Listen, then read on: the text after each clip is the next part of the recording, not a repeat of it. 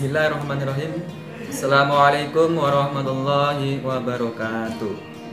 Bismillah, alhamdulillah, wala haula wala quwata illa billah. Rabbi shrah li sadri wa yassir li amri wahlul 'uqdatam min lisani yafqahu qawli. Bagaimana kabarnya semuanya? Alhamdulillah baik ya. Nah,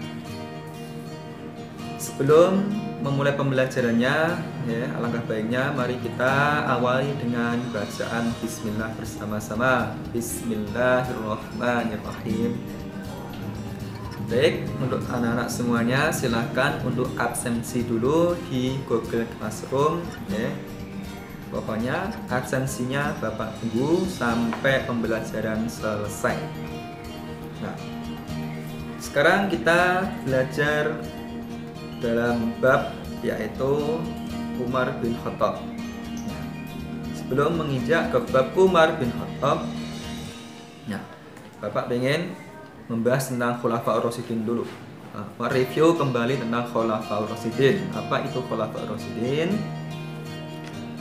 Nah, Khulafaur Rasyidin yaitu kepemimpinan dari tangan Rasulullah SAW ke tangan sahabat yang dikenal dengan sebutan apa? Khalifah atau Khulafaur Rasyidin. Khulafaur Rasyidin memiliki pengertian orang-orang yang terpilih dan mendapat petunjuk menjadi pengganti Nabi Muhammad SAW.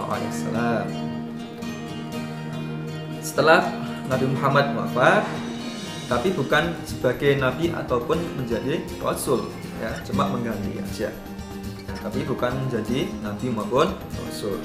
Nah, Khulafaur Rasyidin berasal dari kata khalifah yang artinya pengganti dan ar-rasyidin yang artinya orang-orang yang mendapatkan apa? Petunjuk. Nah, jadi Khulafaur Rasyidin adalah khalifah yaitu pengganti dan ar-rasyidin yaitu mendapatkan petunjuk.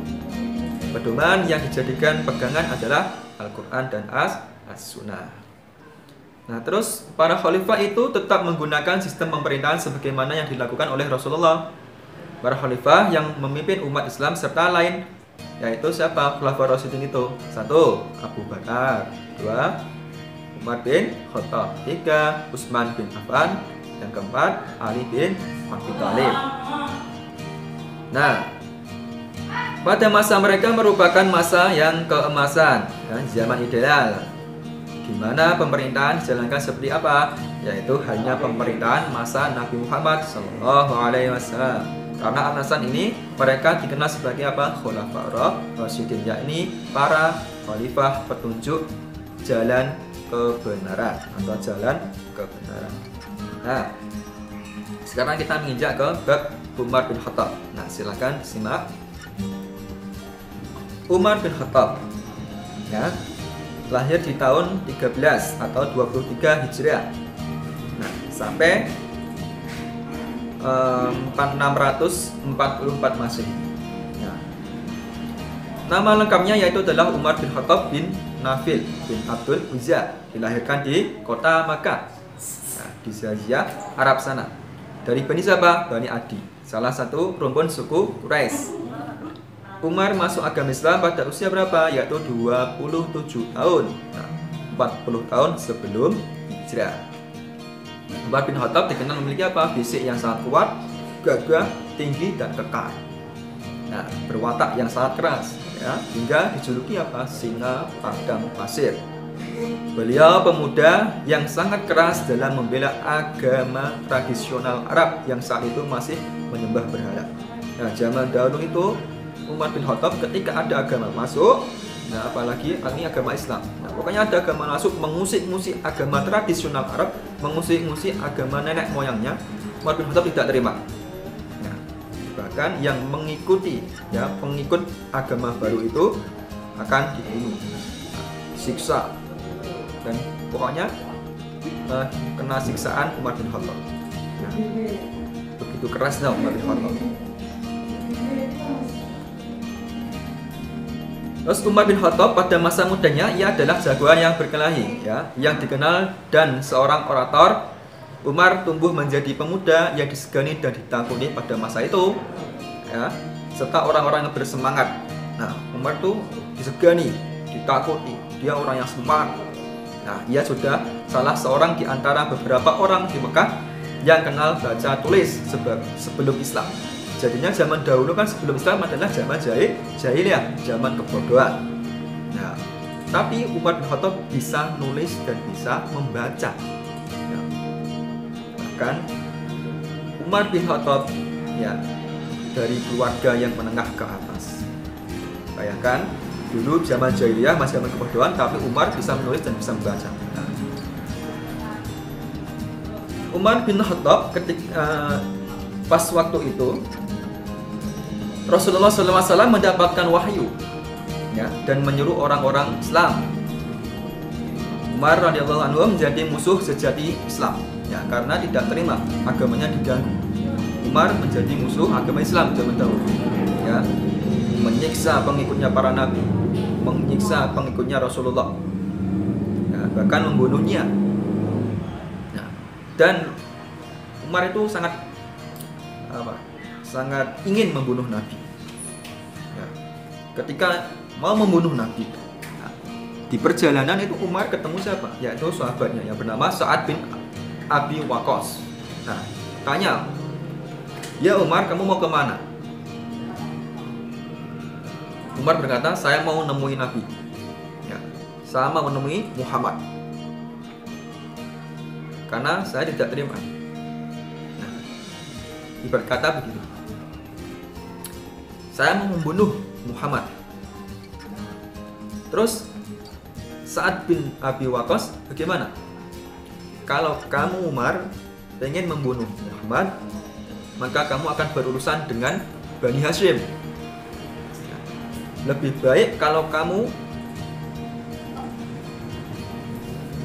memperhatikan keluargamu ya, memperhatikan saudaramu perempuanmu itu ya, memperhatikan adikmu itu sudah masuk Islam.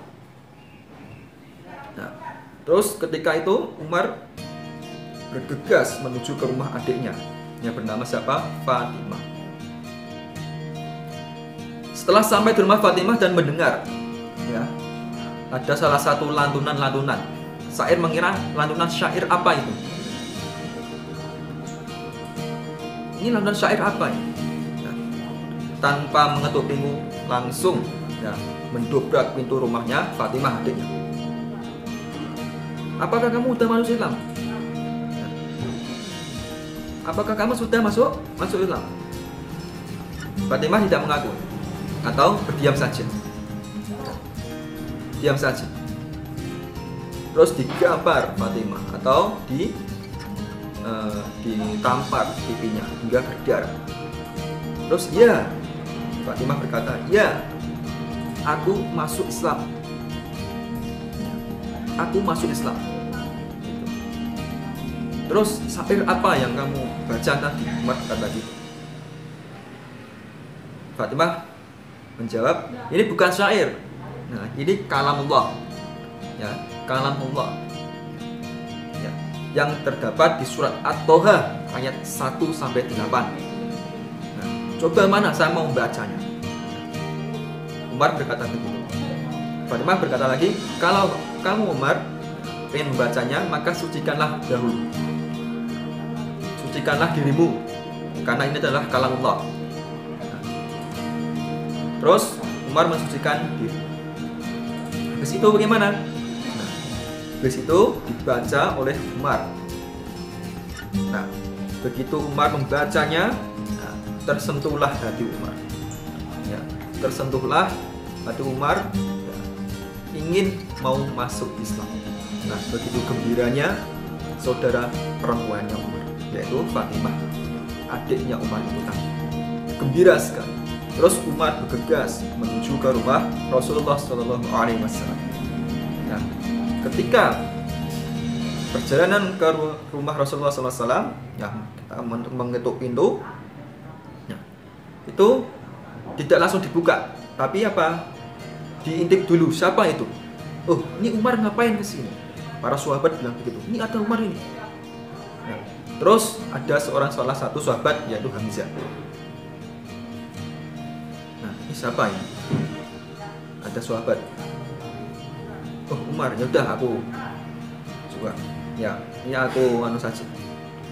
Ketika itu terus Umar ya, dipersilahkan masuk, tapi langsung di badannya langsung mau disergap. Nah, ditanyain, kamu ngapain kesini? Nah, Umar kata, aku ingin bertemu Rasulullah. Ya, aku ingin bertemu Rasulullah. Aku sudah masuk Islam. Asyhadu an la ilaha illallah wa asyhadu anna Muhammadar Rasulullah. Nah, begitu gembiranya para sahabatnya. Ya, terus lalu Nabi Muhammad SAW menemui Umar bin Khattab. Nah, itu adalah salah satu proses Umar bin Khattab masuk Islam. Terus sejak memeluk Islam, ia menyerahkan semua hartanya, ya, atau seluruh hidupnya juga, untuk kepentingan Islam dan kaum muslim. Nah, baginya tak ada kepentingan yang lebih tinggi dan harus dilaksanakan selain perintah Allah dan Rasulnya, yaitu Muhammad Rasulullah. Bahkan ya, Umar bin Khattab itu dijuluki yaitu Al-Faruq. Yaitu apa Al-Faruq? Ya, apa itu Al-Faruq? Yaitu pembeda antara yang benar dan yang salah. Dan Amirul Mukminin. Sahabat-sahabat itu kalau manggil, ya Amirul Mukminin, mau kemana? Apa itu Amirul Mukminin? Yaitu pemimpin orang-orang muslimin atau pemimpin orang-orang mukmin. Itu Amirul Mukminin.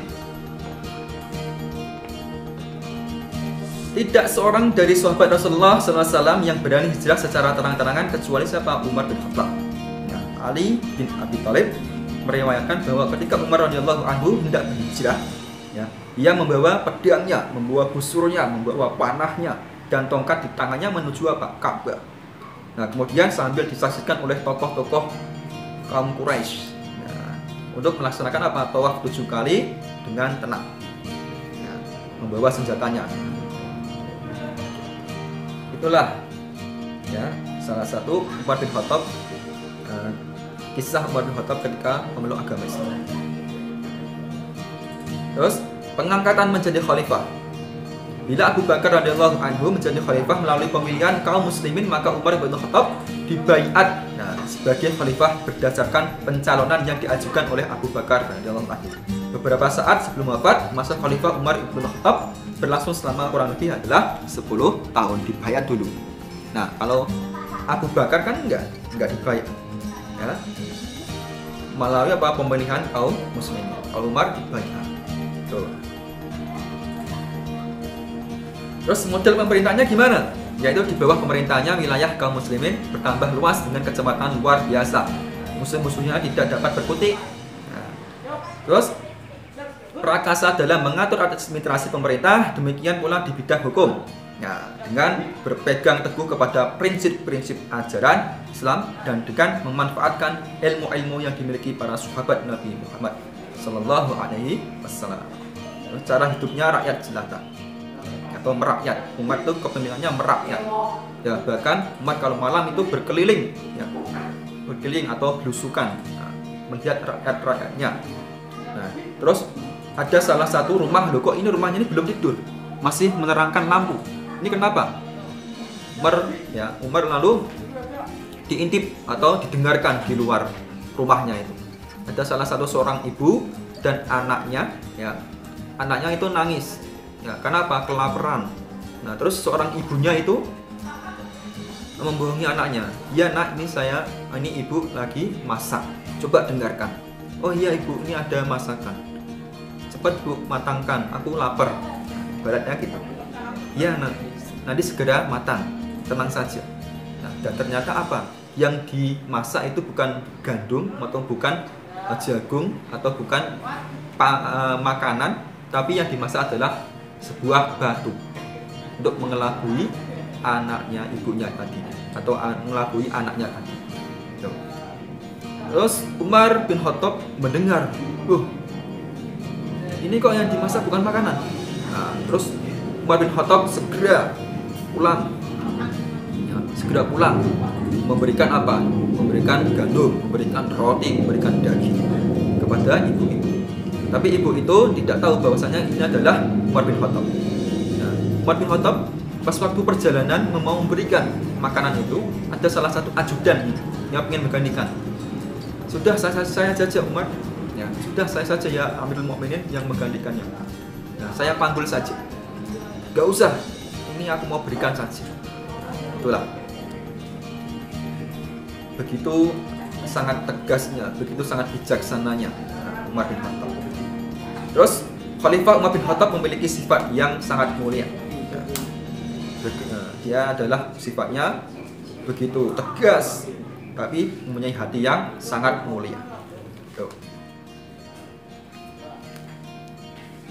Terus Islam pada masa Khalifah Umar bin Khattab. Bagaimana? Dengan masuknya Umar bin Khattab ke dalam agama Islam, kekuatan kaum muslimin makin bertambah teguh atau tangguh. Ajaran-ajaran Nabi telah mengubah suku-suku bangsa Arab yang menjahiliyah ya menjadi bangsa yang bersatu. Zaman jahiliyah dulu menjadi bangsa yang satu, ya, bersatu dalam naungan agama Islam dan merupakan suatu revolusi terbesar dalam sejarah manusia. Beliau mendidik rakyat dengan perbuatan sendiri, yaitu tauladan, dengan mencontohkan dulu kebaikan, ya, mencontohkan dulu ini loh kejelekan, ini loh kebaikan. Nah, maka itu ditulah rakyat-rakyatnya. Nah, beliau mendidik rakyat dengan perbuatannya sendiri atau dengan suri tauladan.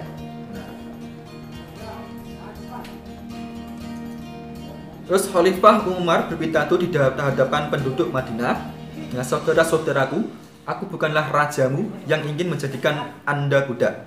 Aku adalah hamba Allah dan pengabdi hambanya. Kepadaku telah terpercaya tanggung jawab yang berat untuk menjalankan pemerintahan khalifah atau khilafah. Adalah tugasku membuat Anda senang dan segala hal, ya, dan akan menjadi hari nahas bagiku jika timbul keinginan barang sekalipun agar Anda melayaniku. Nah, aku berhasrat mendidik Anda bukan melalui perintah-perintah tetapi melalui perbuatanku. Terus Islam pada masa Khalifah Umar bin Khattab, dalam menaklukkan musuhnya, Khalifah banyak menenangkan para segi moral. Nah, menekankan pada segi moral dengan menawarkan syarat-syarat yang lunak dan memberikan mereka segala macam-macam hak. Umar bin Khattab sesungguhnya penakluk terbesar yang pernah dihasilkan sejarah. Tidak hanya menaklukkan dengan jalan perang, tetapi juga dengan jalan yang damai. Nah, bahkan Umar bin Khattab itu menjadi seorang penengah-menengah. Tidak hanya berperang saja, tetapi juga pandai dalam mendamaikan. Nah, itulah Umar bin Khattab. Khalifah menaruh perhatian yang sangat besar dalam usaha perbaikan keuangan negaranya, ya, menetapkan pengaturan zakat dan pajak atau jizyah bagi non-muslim. Nah, itu Islam pada masa Khalifah Umar bin Khattab. Terus ini ketika wafatnya Khalifah Umar bin Khattab bagaimana? Dulu Umar bin Khattab itu memerintah selama 10 tahun. 13 sampai 23 Hijriah. Nah, terus 634 sampai 644. Sudah 10 tahun. Masa jabatannya berakhir dengan kematian, ya. Bukan kematian perang, ya. Bukan kematian karena sakit. Nah, terus karena apa? Pada hari Rabu bulan Zulhijjah tahun 23 Hijriah, Umar bin Khattab wafat. Beliau ditikam ketika sedang melakukan sholat subuh oleh seorang majusi dari budak Persia, ya, yang bernama siapa? Abu Lu'lu'ah atau Abu Lu'lu' yang dikenal dengan Fairuz. Nah, ketika Umar bin Khattab itu sedang melaksanakan sholat subuh, ya, terus Umar bin Khattab ditusuk, dibunuh ketika melaksanakan sholat subuh. Itulah wafatnya Umar bin Khattab. Ya, bukan pas waktu perang, bukan pas waktu sakit. Nah, terus hutang merupakan hal yang sangat penting. Ya, kan apa? Hutang itu nanti di akhirat juga ditagih, walaupun ya 1 rupiah, walaupun apa? Sekecil, ya, itu akan ditagih. ya, akan ditagih mengenai hutang di akhirat. Ya, jadi kalau misalkan ada hutang ya dilunasi dahulu.